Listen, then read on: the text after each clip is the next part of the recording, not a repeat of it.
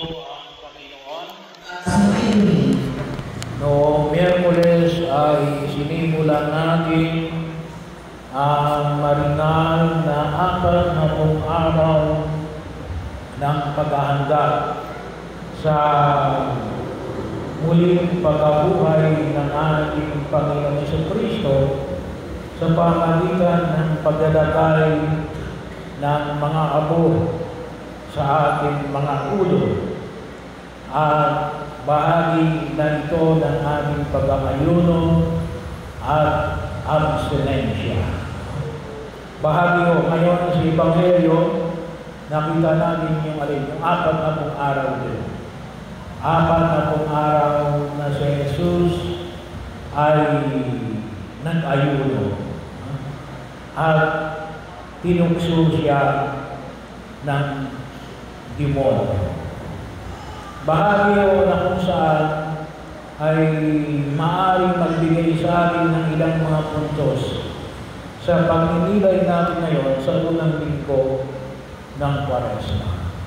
Una, makita natin na alin na ang demonyo pala nagbabasa ng Biblia, no? At hindi lang basa, nagbabasa ng Biblia. Binabanggit niya yung Biblia. Kaya yun ang sabi niya, nasusulat. Ibig sabihin, nasusulat. Saan nasusulat ito?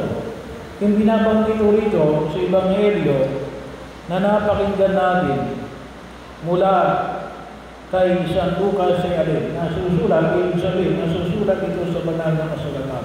No? Na ang mga bagay na ito. Ibig sabihin, yung demonyo, nagbabasa.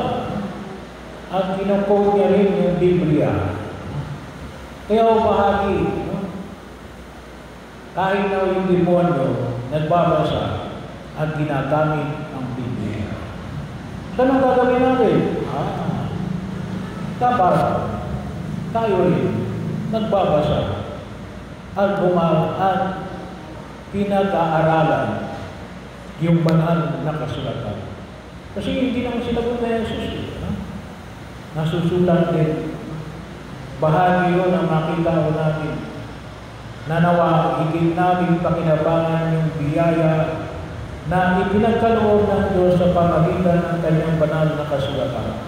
Kaya napakalaga o, sabi ko nga, kung tayo lamang ay nagsisimpa pag-araw ng linggo at tayo nakikinig mula sa unang pagbasa, katulad mo limbawa ngayon, mula sa aklat ng Deuteronomio, na ipinamanig natin na muling sinamarize ni Moises yung kanilang karanasan mula sa Ehipsyo, mula sa Ehipto. Ehipsyo ay tao, Ehipto ay lugar. So mula sa Ehipto na yung kanilang pagiging alipin at yung kanilang pag-alis na nakita na ngayon na alin dito sa aklat kasi ng Deuteronomio, yung pinakauli na nais ni Moises na ipakilala yung una nilang handog na nagmula mismo sa mga tanim na kanilang inani doon na nung dumating sila sa lupang pangako. So, yung bunga ng pagliligtas ng Diyos. Sa bahagi ino, halimbawa ino, patuloy tayo magnilay sa ikalawang pagbasa natin na hindi pababayaan ng Diyos ang mga tapat sa Kanya. At yung sa Ebanghelyo, yung pagtulugso ng demonyo kay Jesus. Kaya napakalaga sana po, ay palagi tayo magbasa, magnilay sa banal na kasulatan para maintindihan natin. At sa ganun din, ay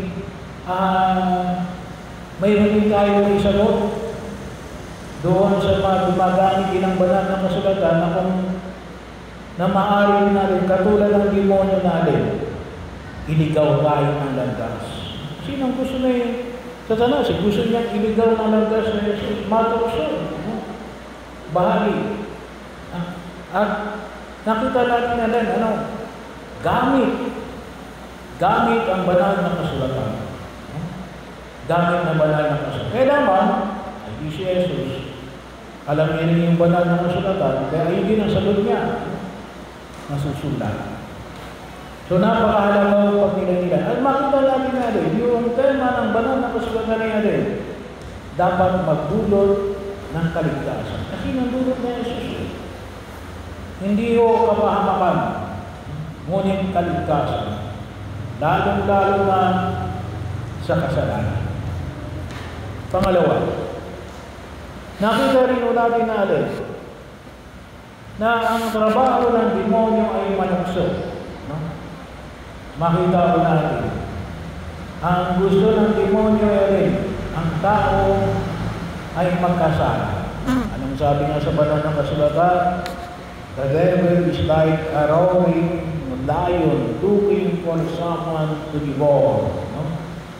Ang demonyo ay katulad ng isang mabangis na leon na naghahanap ng malalapa. No? At sa Ebanghelyo, nakita natin yung tatlong kalimitang panunukso ng demonyo. Ano ito? Kayamanan. Gawin mo tinapay ang mga patong ito. Ano ba? Ang kapangyarihan, ibibigay ko sa iyo ang lahat ng mga kaharian at kayamanan ng daigdig na ito. Pangatlo, katanyagan. Magpatihulog ka. Mag-serious ka dyan. Total, hindi ka mababayaan ng mga anghel. So bahagi yun ang kalimitan na makita natin ang naging problema ng ating pagtiyo sa daigdig na ito. Mag-ingat po tayo, bago kataon na dito tayo kalimitan tinutukso ng demonyo. Kayamanan, kapangyarihan, at katanyagan. Bahagi yun na kung saan ay kinakailangan namin pag-ingatan. At sabi nga ko rito, sa banal na kasulatan ay alin? Sa Ebanghelyong ating napakinggan mula kay San Lucas ay alin? Na kahit na napaglabanan ni Jesus ito, naghahanap pa rin ng pagkakataon ang demonyo. Pero kinakailangan natin palagi na pag-ingatan natin maging, ang tawagin na po natin dito ay maging mula tayo, lalong-lalo na saan? Yung sa ating kahinaan. May kanya-kanya tayong kahinaan. Iba-iba tayong kahinaan. Saan ka ba mahina? Doon ka kalimitan tinutukso. Doon ka kalimitan tutuksohin ng demonyo. Tinutukso at tutuksohin ng demonyo. Pangatlo, paano ito paglalabanan? So bahagi sa Ebanghelyo, maliwanag yung alin, yung pag-aayuno. Nung Miyerkules ng Abo, binigyan natin ng pagnilig. Tatlo po ating binigyan ng pagtugon. Ano ito? Pag-aayuno, panalangin, at kawang-gawa. Sa bahagi ho na makita ko natin, ito ay ilang mga pamamaraan para labanan natin ang pagnunukso ng demonyo. Panalangin. Alimitan sa ating ano yung ipagdarasal natin. Ipagdarasal natin na tayo ay huwag manukso ng demonyo. Ipagdarasal natin yung alay. Yung kalimitan, hindi lamang yumaman, hindi lamang tayo ay malayo sa karamdaman, hindi lamang sapagkat malayo tayo sa kapahamakan, kundi kaya makapasa tayo sa ating mga exam o gabayan tayo sa ating pang-araw-araw ng pagkilos. Pero higit sa lahat, huwag natin kalimutan na ipagdasal natin na yung kapatawaran ng mga kasalanan. No? Yun yung bahagi na huwag natin kalimutan na ipagdasal. Kapatawaran ng mga kasalanan at makaiwas sa pagkakasala. No? Kinakailangan natin isama yun sa ating mga panalangin. Lalo-lalo na ngayong panahon ng Kwaresma. Kaya bahagi ho, sana paalala ho sa March 20 yung aming kumpisalang bahay. Pangalawa ay yung pag-aayuno. Alam nyo, yung aming pag-aayuno ay dalawa lang sa loob ng isang taon. Ang aming ayuno, ano yun? Ay tuwing Ash Wednesday at Good Friday. Yun lang ang aming pag-aayuno. At yung aming pag-aayuno ay 1 full meal lang.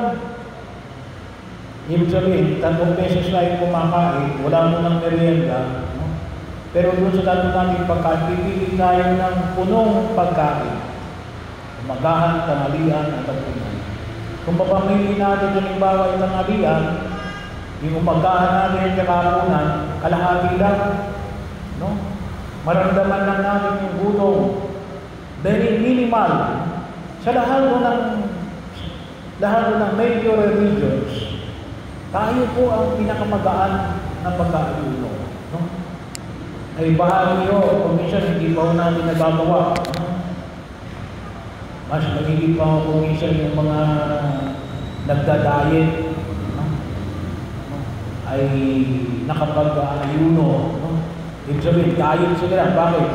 Para sumeksi sila. Para maging malusog sila. No? At pwede naman o yun. Isama nyo na lang. No? Ialay nyo na sa Diyos yung inyong pagdadayo. Bahagi nyo yun. So ito ay minimum yung dalawa. At may yung tayong absenensya. Ano yung absenensya?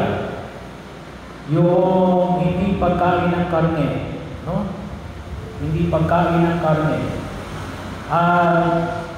Kung tutusin ko, ito ay sa loob lamang ng panahon ng Kwaresma. Pero dapat ito ay sa buong Biyernes ng taon. Pero tayo ay mayroong special edit at tayo pinapayagan ng kumain ng karne maliban lamang sa panahon ng Kwaresma. At wala pa yung 10 araw, wala pa yung 10 Biyernes. No? So, kasama na doon ang Biyernes Santo at saka Miyerkules Disimisa. Pero bahagi yun, no? Naalala ko tuloy si Bishop Pablo David. Sabi nga, hindi nga kayo kumain ng karne, no? Pero naman ang inyong kinain ni lobster. No? Magkano yung lobster? At saka yung African bass. No? Mga mamahalin yung isda. No? Sa mga kung tawagin natin yung mamahalin na restaurant. No? Kasi hindi po yun basa-basa available. So, wala yung pag-aayuno. Wala yung sakripisyo. Sayang. No? Pero ito, pag-aayuno at abstinensya, ano yung epekto nito? Tuturuan tayo ng self-control, pagtitimpi sa sarili. Paano natin magagawa yung sinabi ni Jesus na kapag sinampal ka sa pisngi, iharap mo yung kabila, ay hindi tayo marunong magtimpi. No? Kapag sinampal ka, automatic yung kapag hindi ka marunong magtimpi, it becomes automatic na rin. Susampalin mo rin yan. Sinunto ka, susuntutin mo rin. No? Kaya nung labas, sampalan, suntukan. No? Bakit? Kasi hindi tayo nasanay na magtimpi ng sarili. At itong pamamaraan, isang pamamaraan, hindi lang mo pagkain. No? Hindi lang mo pagkain ng karne, hindi lang mo yung pag-aayuno, marami pang iba. Pero ito yung bahagi ng madaling makatutulong sa atin na kapag nasanay tayo, pwede natin pigilan yung ating sarili. Kasi bakit? Naging bahagi ng ating pagkilos sa daigdig na ito. At pangatlo, yung kamang gawa. Yung pagtulong sa kapwa. Yung pagtulong sa kapwa, tatlo. Ano yun? Pera. Pangalawa ay panahon. Maaaring may panahon ka ngayon, sasamahan mo yung kapitbahay mo kasi wala siyang kasama para mabantayan, no? O simple yung kaibigan mo, kung sino man na nagpapasama sa iyo, o yung inyong galing na wala ng bubong yung kapitbahay ninyo. So dahil sa malakas ng bagyo, pinakailang kabit, marunong ka lang magkabit ng bubong. Pero kawang gawa, gagawin mo ng walang paya. So kawang gawa, nakakatulong din yun, no? Ang sabi ngayon ni Alay, antidote yun sa pagiging makasarili. So ito pong mga bagay na ito ay pwede makatulong sa atin sa pagkilos natin sa daigdig na ito. Una, patuloy tayong magnilay at mag-aral ng salita ng Diyos, nasusulat ng salita ng Diyos. Pangalawa, bahagi yun na kung saan ay pag-ingatan natin ang ating sarili, malaman natin kung saan tayo kalimitang tinutugso ng demonyo. Pangatlo, naway matulong tayong mag-ayuno, manalangin ang magkawang-gawa para tulungan tayo na labanan ang panunukso ng demonyo.